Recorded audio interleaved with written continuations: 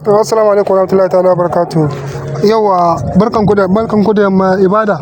Allah ubangiji ya karbi ibadun mu. Yau kalli bidiyon na karshe zan nuna muku za ku yi claiming pounds ku zuwa exchanger, amma zan amfani da Bitget ne. Farko za ku shigo nan cikin Phantom wallet ne. Nan cikin Phantom wallet ne.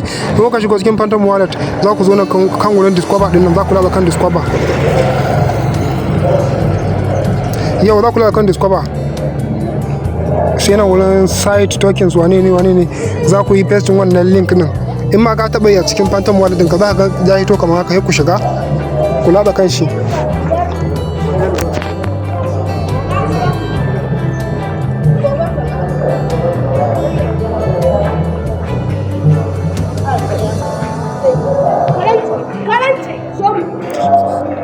Yawa ya bude, sai ku zo nan kan TG dashboard.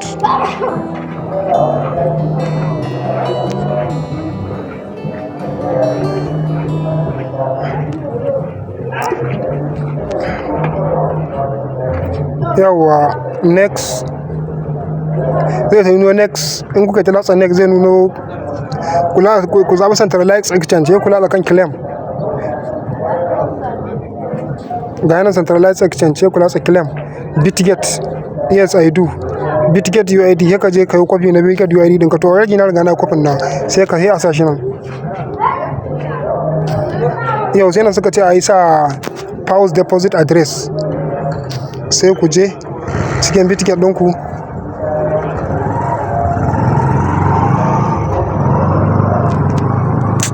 Ba sa kar ya dawo baya.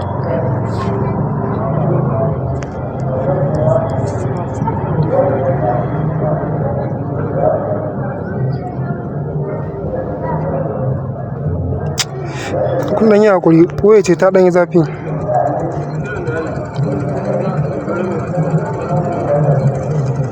Yawa za ku zo wurin asset, wajen add pounds. Nan deposit crypto, sai ku yi searching, wurin searching sai ku rubuta pounds, PAWS. Ga yanan ya fito shi kadai ma za ku gan shi. Yawa ku copy na address din nan. Yawa ga yanan yana kan Solana network. Ku minimize ku koma cikin Phantom wallet ɗinku. La sa ta dawo baya ba.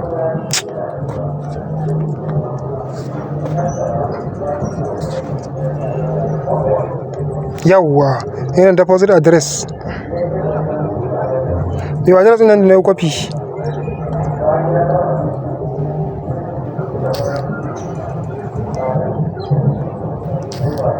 To ga na paste din shi, latsa continue, confirm. Yawa to alhamdulillah, in kuka aka guda finish. To alhamdulillah, da kun yaka insha Allah sai dai ku jira sauka kaya kawai. Kairan insha Allah. Alkhairi kes biye in Allah ya